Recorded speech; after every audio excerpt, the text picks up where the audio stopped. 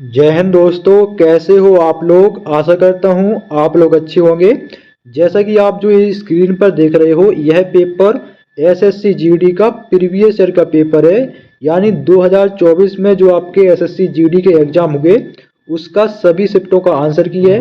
जी के रीजनिंग और आपका हिंदी का पेपर जो है मैंने सॉल्व करवाया है इससे पहले। तो अगर आपको देखना हो तो देख लीजिएगा, प्ले लिस्ट मैंने बना दी है। और 2023 की जो भर्ती थी उसकी भी प्ले लिस्ट बन गई थी, पहले सॉल्व करवाई थी, पहले बना दी थी। तो अगर आपको वो देखना हो तो देख लीजिएगा, बहुत बेनिफिट आपको उससे मिलेगा। ठीक है, तो सभी शिफ्टों का एक एक करके सॉल्व करेंगे। तो वीडियो स्टार्ट करते हैं बिना किसी बकवास के साथ। और ये रहा आपका पहला प्रश्न। भारतीय संसद में डैश शामिल है।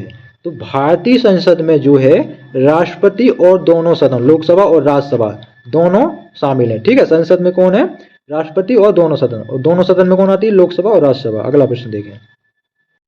जुलाई 2023 को भारत के विदेश मंत्री एस जयशंकर ने किस राज्य से राज्यसभा चुनाव के लिए अपना नामांकन पत्र दाखिल किया? तो वो है आपका गुजरात से। ऑप्शन 2 सही हो जाएगा। अगला प्रश्न देखिए। अगला प्रश्न है, भारत की 2011 की जनगणना के अनुसार निम्नलिखित में से किस राज्य में लिंगानुपात भारत के संयुक्त लिंगानुपात से कम है? ठीक है, तो वो है आपका गुजरात राज्य का है। ऑप्शन 2 सही हो जाएगा। अगला प्रश्न देखिए। अगला प्रश्न है, ऐसे प्रश्न आपके काफी पूछे जा रहे हैं। कैसे कि एक और दो दोनों सही है या एक सही है। ठीक है, पिछले जो प्रीवियस ईयर का सॉल्व करा है उसमें ही पूछे गए हैं। टाइम टेकिंग प्रश्न है ये। प्रश्न है, पूंजीगत प्राप्तियों के संबंध में निम्नलिखित कथनों को पढ़िए। अब आपको एक कथन पढ़ने हैं और इन कथनों में देखना कौन सही है और कौन सा गलत है। तो ये अधिकतर कैंडिडेट छोड़ेगा ही छोड़ेगा, कोई तुक्का लगाएगा तो भला ही। दो ऑप्शन लगाया उसने, दो लगाया यानी दो, ये गलत हो गया। ऑप्शन 3 सही था इसमें। ठीक है, तो इसको कर लेना। इसमें क्या बताएं, इसको पढ़ना है। तो ए और बी दोनों सही है, इसके दोनों कथन सही हैं। ऑप्शन 3 सही हो जाएगा। ठीक है, अगला प्रश्न देखो।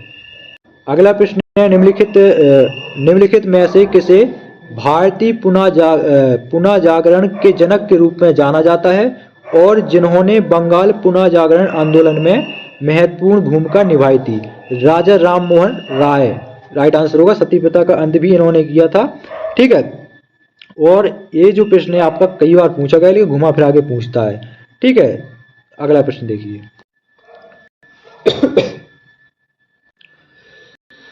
थोड़ा गले में दिक्कत हो गई थी। अगला प्रश्न है जो है आपका, निम्नलिखित में से उस प्रसिद्ध हॉकी खिलाड़ी का नाम बताइए जिसके नाम पर नई दिल्ली में एक स्टेडियम बनाया गया है। तो वो है आपकी मेजर ध्यानचंद। कौन है? मेजर ध्यानचंद। ठीक है, और राजीव गांधी खेल रत्न पुरस्कार का नाम बदल कर क्या रख दिया गया है? मेजर ध्यानचंद।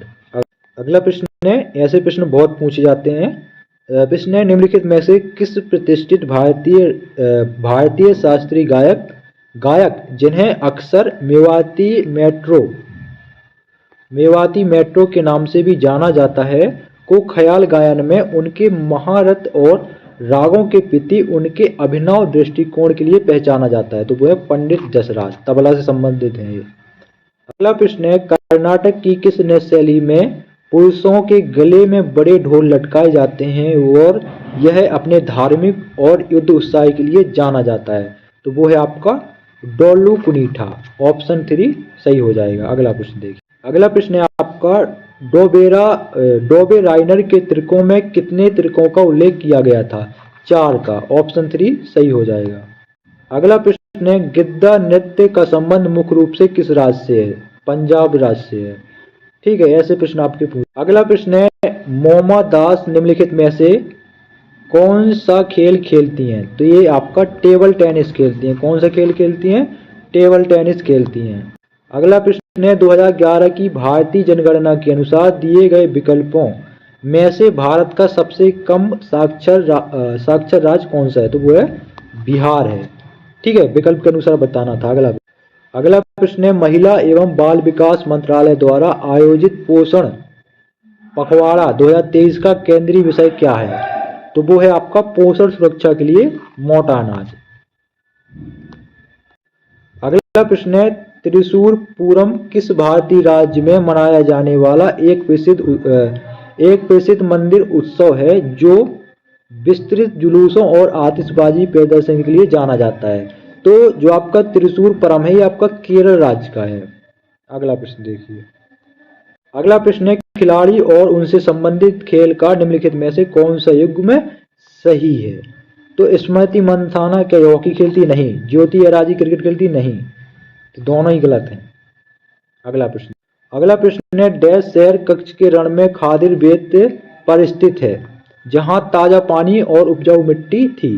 तो कौन सा शहर? आपका धौलवीरा शहर। धौलवीरा शहर जो है वो शहर कच्छ के रण, कच्छ का रण कहाँ है? गुजरात में है, जहां अपना बीएसएफ खड़ा है, बीएसएफ फोर्स।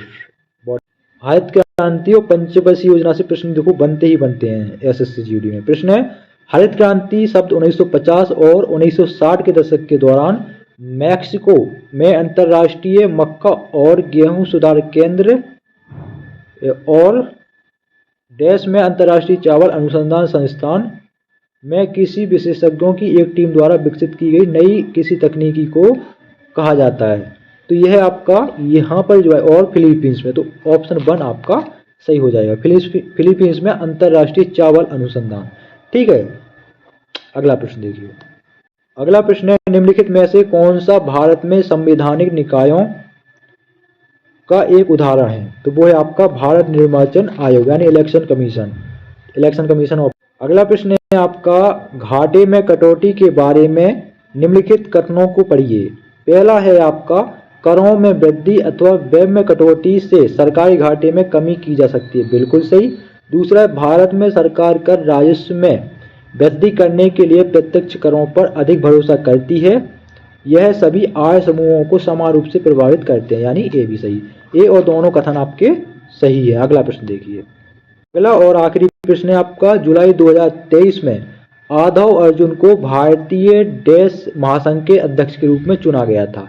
तो बास्केटबॉल महासंघ के अध्यक्ष के रूप में चुना गया था। ऑप्शन 4 सही हो जाएगा। ठीक है, अगला प्रश्न देख। अगला क्या 20 में से आपके 20 हो चुके हैं, 20 में से कितने कर पाए आपको लगता है? भी तो आपको पता ही होगा। चैनल को जरूर सब्सक्राइब कर लेना और वीडियो को लाइक कर लो। ठीक है, और कुछ डाउट हो प्रश्न में तो पूछ लेना। और दिल्ली पुलिस की भी आपकी भर्ती आ चुकी है, तो उसके भी देखो प्रीवियस ईयर के पेपर हैं, तो वो भी देख लेना आप। आपको अभी तो फिलहाल आप आरपीएफ और उसमें ध्यान देना, क्या बोलते हैं, जीडी में। ठीक है, जब जीडी का हो जाए फिर देखो आप दिल्ली पुलिस आसानी से निकाल सकते हो अगर अच्छे से पढ़ लोगे तो। ठीक है।